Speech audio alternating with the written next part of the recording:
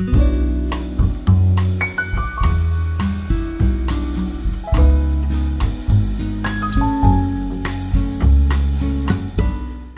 there, vinyl community, and hello there, Matthew Smith. You have a contest called "What is this rock and roll crap?" where you want us to describe to a person very new to music what rock and roll really, what rock and roll really is for us. What kind of song that is rock and roll to us. And it was really a tough question because everybody who has seen my videos knows that I may not be the most perfect person to ask about rock and roll.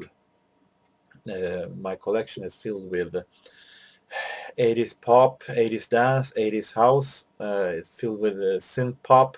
It's filled with soul music, jazz music, funk, 90s pop, but not all that much rock and roll. So I guess if someone would ask me what's this rock and roll crap, I would say maybe you should ask someone who listens very more frequently to rock and roll. But that doesn't say that I don't have any rock and roll in my collection. I have even made an 80s rock video very, very long time ago. So there are some rock music that I like very, very much, and I think it was pretty obvious choices for me anyways. So let me give my view of rock and roll. And you also wanted us, Matthew, to show examples of musical styles of our own choice. And I don't know how many who has done that, but I felt like, why not? But we'll take that later. Let's start with rock and roll. What is rock and roll to me? And it is, I'm trying to do some different kind of rock music as an example. And this is my first choice, a really awesome song that I love from the very beginning, with an artist that I also love from almost the first time I heard him. And I'm talking about Gary Moore. This is Out in the Fields, his duet with Phil Lynott, his old Thin Lizzy buddy, who died not too long after this single.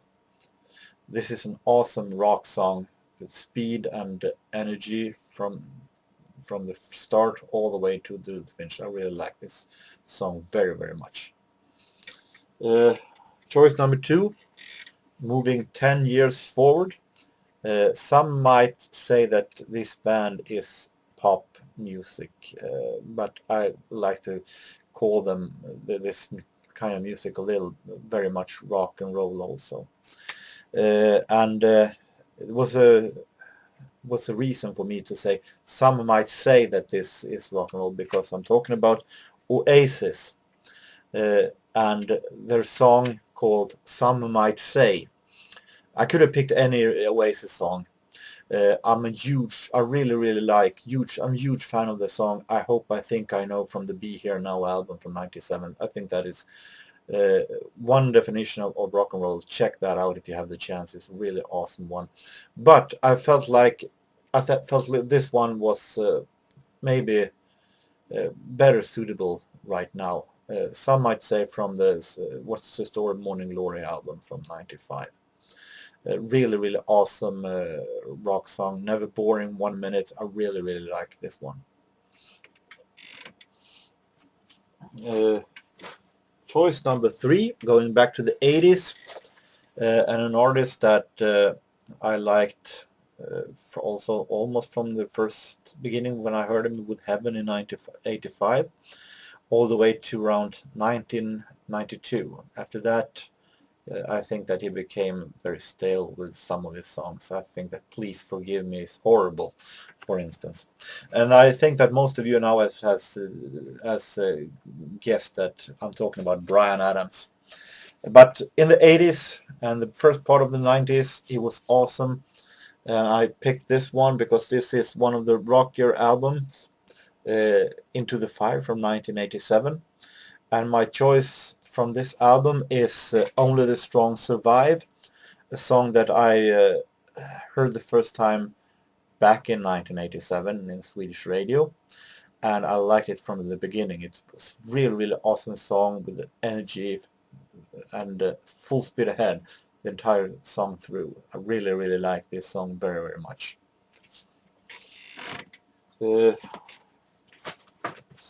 Song number 3. I'm going to still the 80s, but a little different kind of rock music that is close to my heart. British indie rock from the 80s, new wave rock, or what you might call it. And a band that I feel is an obvious choice for me when it comes to 80s rock music, The Alarm. This is the album Declaration from 1984. And my choice of song here is Where Were You Hiding When the Storm Broke? Really, really great. Sounds very British in its form, in the production. Really like Mike Peters' voice here.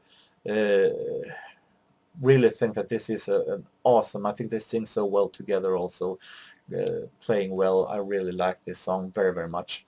And if you want even more rock and roll when it comes to The Alarm, I think I can highly recommend this live album, Electric Folklore Live from 1988. This is live rock music from the 80s when it is at its best. Indie rock live, truly awesome live album. And finally, in the rock part, a band that also, like Oasis, might be a little divided whether they are rock or not, but they're calling themselves a rock and roll band with horns. I guess that you don't need to say anymore. I think this is really, really awesome. This is early form of rock and roll. Talking about Chicago, and this is the second album from 1970. I have picked from this album the song 25 or 6-4. I think this is a truly awesome song. From the first tone, I really love this song. The guitar intro and the rhythm, the beat is it's really, really great. A really fantastic beat, and really like Peter Cetera's voice here. And I don't think Peter Cetera has ever sounded more rock than he does on this track, actually. I really, really think this is one of the best songs of the 70s. So with that, I hope that I have explained to this person what this crap rock and roll is in some form. But you wanted also us, Matthew, to pick a musical style of our own. And I don't know how many who have taken up on that, but I think that I should do it. A couple of years ago, I was in a radio show, kind of a quiz show in radio called Pop Smart, and I competed with. It was a contest where you compete with a kind of musical artist, Swedish musical artist, and I was there and I won, huge. And after the show, when the contest was over, and in the final of the program, the show's host Kai Kindvall asked me if I would picked out some jazz artist for someone who was new to jazz music. Who would I choose for them to start listening to get into jazz music? And it was a question that took me totally by surprise. I had no idea that would come, so I picked out the two that first popped into my mind. And I think that I would go a little bit further with that question. I think that now when I'm a little bit more prepared, why not give a full, really great answer, better answer anyway, to that question. In case Kai Shinwal would look at this without, which I hardly think. But anyway, so here is what's this jazz crap, and that depends on which kind of jazz we're talking about. I know that many here at the vinyl community likes very much hard bop and messenger jazz and even free jazz and so on.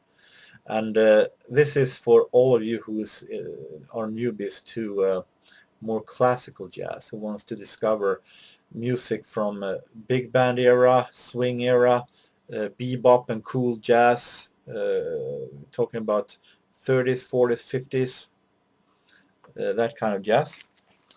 And starting off with Woody Herman, some big band music, and one of the most best jazz songs I definitely have ever heard. This is the feeling in this ballad is so awesome. Middle of the night, you're walking home late, city, watching beautiful houses in the moonlight, and you're listening to Woody Herman's orchestra and Early Autumn. This is a compilation that I got a couple of years ago called The Swing Goes On. But Early Autumn by Ralph Burns with Stan Getz marvelous on the tenor saxophone. Really, really highly recommended jazz ballad.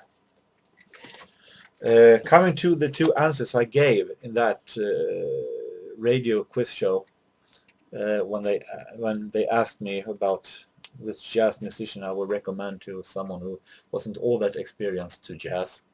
One of them I said was my favorite jazz pianist, Leonard Tristano. I've shown this album over and over, but I think this is one of the best jazz albums ever made. Lost Sessions with Earl Swoop Sextet featuring Leonard Tristano. And my pick here is Night in Tunisia, or as Leonard Tristano himself called it, Interlude. And this version of Night in Tunisia contains Billy Bauer on guitar and Leonard Geskin bass.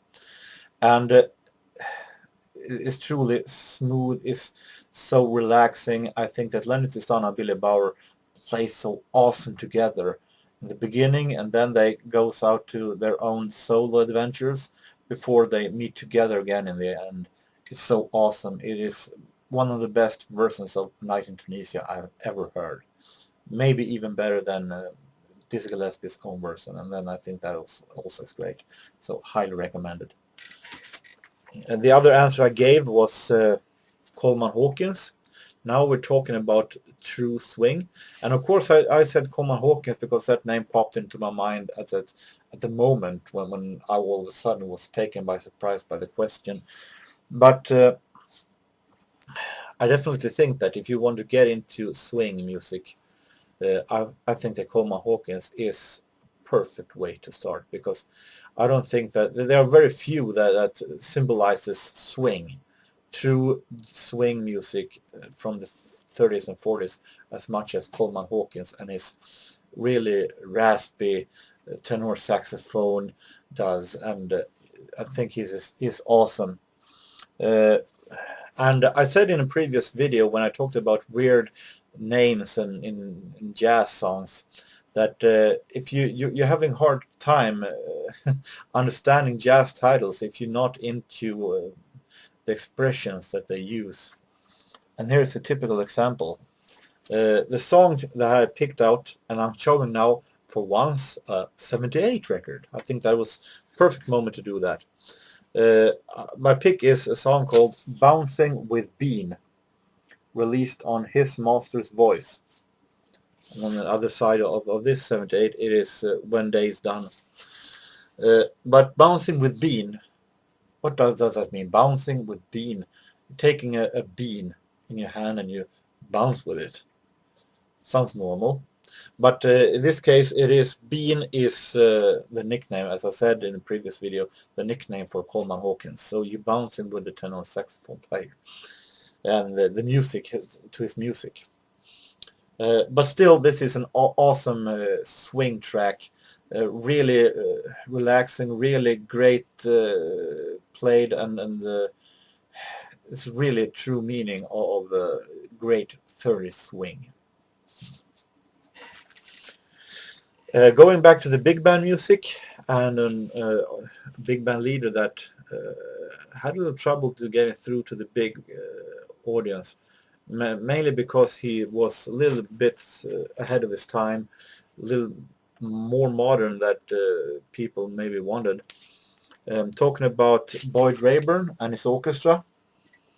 Boyd Rayburn played more modern music, jazz, big band. He had a way to mix classic big band music with newer elements from the classical music, Stravinsky and so on, and it turned out to be a fantastic combination.